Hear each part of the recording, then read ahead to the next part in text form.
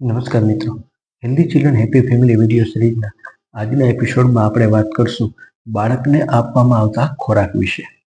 શરૂઆતના 6 મહિના તો બાળકને માત્ર અને માત્ર માતાનું ધાવણ જ આપવું જોઈએ, એ સિવાય બીજું ઉપરથી કશું આપવું જોઈએ નહીં. પરંતુ બાળક 6 મહિનાનું થઈ જાય પછી એના શરીરનો જે ઝડપથી વિકાસ થતો હોય એ વિકાસને પહોંચી વળવા માટે માતાના ધાવણની સાથે સાથે ઉપરનો ખોરાક આપવાનું ચાલુ કરવું જોઈએ.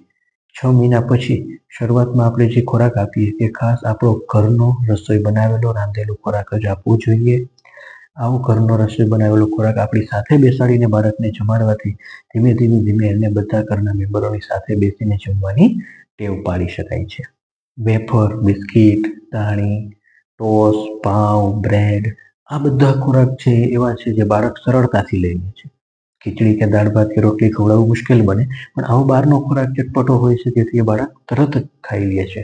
પરંતુ આવા ખોરાકમાં જે પોષણ, જે કેલરી, જે વિટામિન્સની જરૂર છે બાળકને એ હોતા નથી. આ ઉપરાંત આવો બહારનો ખોરાક ખાવાથી બાળકને વારંવાર બીમાર પડવાની શક્યતા પણ રહેલી હોય છે.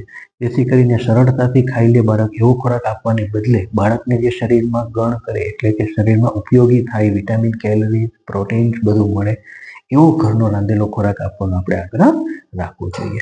બાળકની ભૂખ છે એ ઘણા બધા પરિબળો પર આધાર રાખે, તેનો વજન, તેનો મૂડ, તેની ઊંઘ આ બધી વસ્તુ પર આધાર રાખતી હોય છે. જેથી તમારા બાળકના ખોરાકની કમ્પેરિઝન બીજાના બાળક સાથે ક્યારેય કરવી નહીં. બાળકનો વિકાસ બરાબર છે, ત્યાં વિટામિન, પ્રોટીન કે હિમોગ્લોબિનની કોઈ ઉણપ નથી ને એ રેગ્યુલર તમારા બાળરોગ નિષ્ણાત ડૉક્ટર પાસે તપાસ કરાવતું રહેવું જોઈએ. Thank you.